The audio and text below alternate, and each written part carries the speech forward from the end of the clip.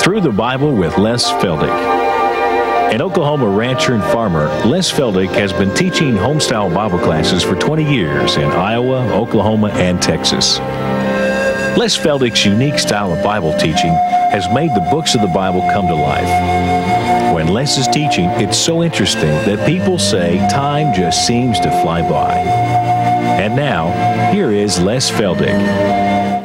Okay, it's good to have everybody here, and we're going to go right back in and continue on our definitions of salvation that we've had on the board. I erased the last ones and put on a few new ones. But before we move on into our study, we'd like to remind our television audience again that all past programs are available all the way back to Genesis 1:1. That's 4.5 years worth now. And we've also had most of them transcribed into little booklets.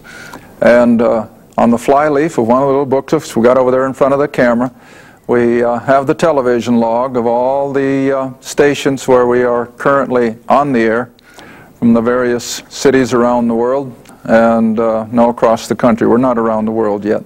But anyway, they're not getting it on, so we'll just, there it comes, there it comes. Okay, so if you can read that anyway.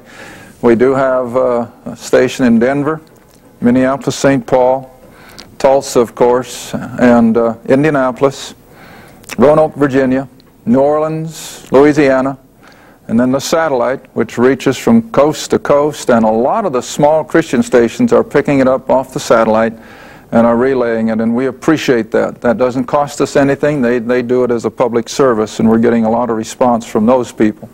So anyway, we appreciate all the prayers and all the contributions of everyone that make this possible, because, as I've said so often, I'm not an evangelist, I'm not a pastor, I'm not a theologian, I'm just one who loves to teach the book, and the Lord is blessing it. I wish I could share our mail with more people, but anyway, you continue to pray and be a part of this ministry one way or another. All right, back to Colossians then, and continue on all the things that are part and parcel of our salvation. All the things that God did instantaneously the moment we believed, none of which we could do in the flesh. All had to be by an act of God, and we appropriate it by faith. And remember what I said in the first program, that without faith, Hebrews chapter 11 says, it is impossible to please Him. It has to be reckoned by faith. All right, now we'll come to the one I've got listed up there as number 8. We've been translated. Now, you and I didn't feel ourselves suddenly taking a trip. We didn't sense that all of a sudden we were in one place and now we're in another. But yet the Scripture says that that's what has happened. It's a past tense. It's done. Colossians 1, let's start at verse 12, where Paul, as he is here praying on behalf of the Colossae believers, says he's been giving thanks to the Father, who hath made us meet, or has prepared us to be partakers of the inheritance of the saints in light, who, speaking of God the Father now, remember, so God the Father has, past tense, delivered us from the power of darkness into the kingdom of His dear Son. Now, you don't hear that much, do you? I can't remember ever hearing a sermon on being translated into the kingdom. Now, I've heard a lot of sermons about the kingdom. The kingdom is within you and all that. But listen, this is talking about a literal kingdom, spiritual as well as physical, one day. Now, when John the Baptist back there in the account of the gospel said, repent and be baptized, for the kingdom of heaven is at hand, what was he referring to? Well, the king was in their midst, and where the king is, the kingdom was sure to come. But of course Israel rejected the king and the kingdom, and they crucified him. He was called back up into glory, seated there now at the Father's right hand. But nothing with regard to his kingship and the kingdom has really changed. He's still the King of Kings and Lord of Lords. I've always maintained he's not the king of the church. He's the head of the body, but nevertheless the kingdom is still centered in the person of Christ. And so, at salvation, along with all these other things that God has done on our behalf, He has translated us from our darkness, spiritual darkness, into the kingdom of His dear Son, which of course is in heaven. But that same kingdom is one day going to yet come and be established on the earth. And we're going to be there with it. And we're going to be ruling and reigning with Christ over that kingdom of which we are now members by virtue of our salvation experience. So look at it again. It's a past tense. He has, past tense, delivered us from the power of darkness. And again, you associate this with a whole ball of wax, really. The power of darkness includes the power of Satan, the principalities and powers that are incumbent upon the human race. But it's also that old Adam that we talked about a program or two ago, and all of his power. All of that has been broken away, and we are now translated into the kingdom of His dear Son. We were just talking at break, Sandy and I.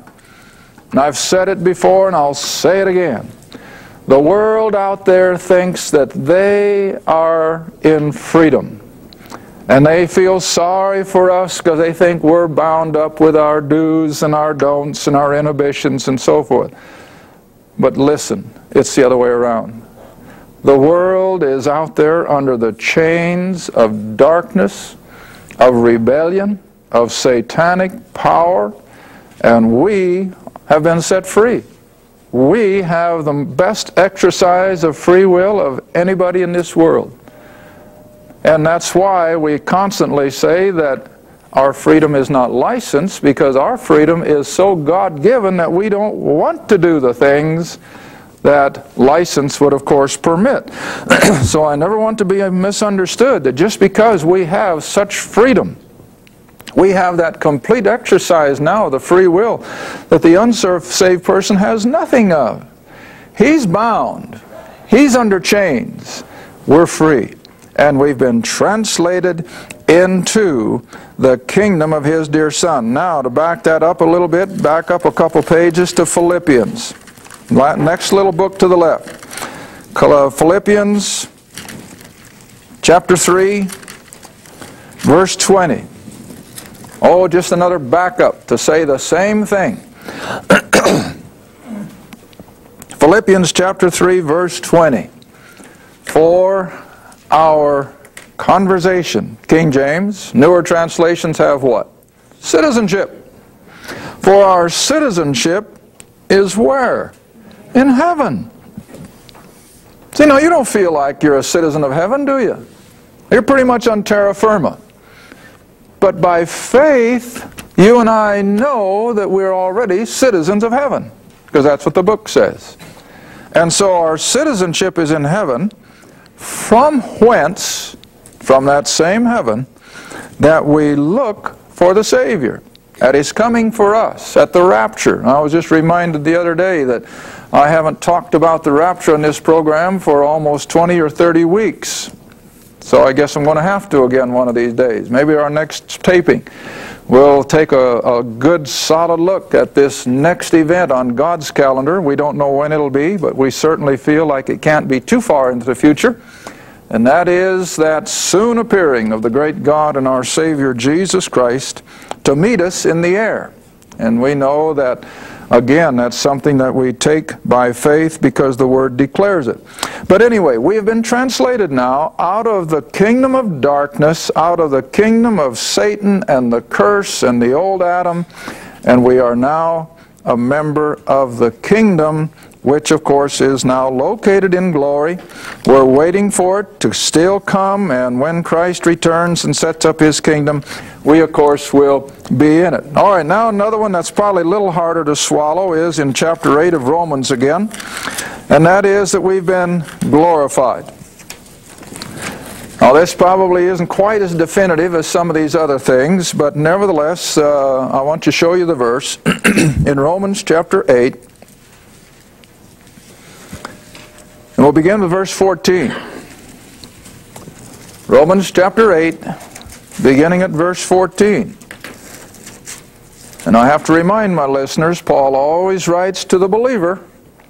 And so this is for every true child of God. Not just for the few, not for the elite, but for everyone.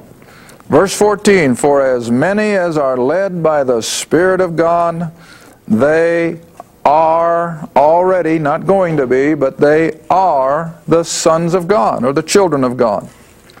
Verse 15, for you have not received the spirit of bondage again to fear, but you have received the spirit of adoption, whereby we cry, Abba, Father. Now, there's another, I got to digress for a second. The word adoption here doesn't mean what we normally think of taking a child from some other union and bringing it in and making it legally ours. The word adoption at the time of Paul meant that they would take a child who had been tutored by tutors under schoolmasters, and at an appointed age they would make him a full heir with the father. In other words, if the father had a business and this young lad was tutored, when he had finished his tutoring and they felt that he was now ready, they would go through the rite of adoption, whereby the father would declare that child a full heir in the business.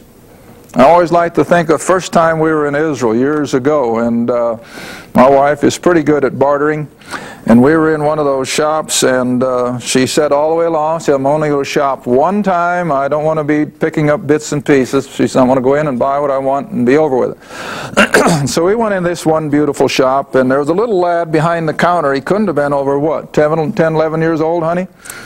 And the father was sitting in a back anteroom at the desk. Boy, she was bartering with that kid. She was bringing the price down, bringing it down, bringing it down, bringing it down. And finally, and I thought, man, the guy's losing money with this kid. He closed the deal, and she paid him. And so I walked back to the gentleman, and I said, do you speak English? Oh, yeah. And so I asked him. I said, can you let that little kid transact business like that? He says, he's never lost me a dime yet. You know why? He had been so tutored and so trained that that father had absolute trust in his negotiating. Well, that's what it meant to be adopted, to be put in a place of full responsibility. Now, you see, that's what God has done with every believer.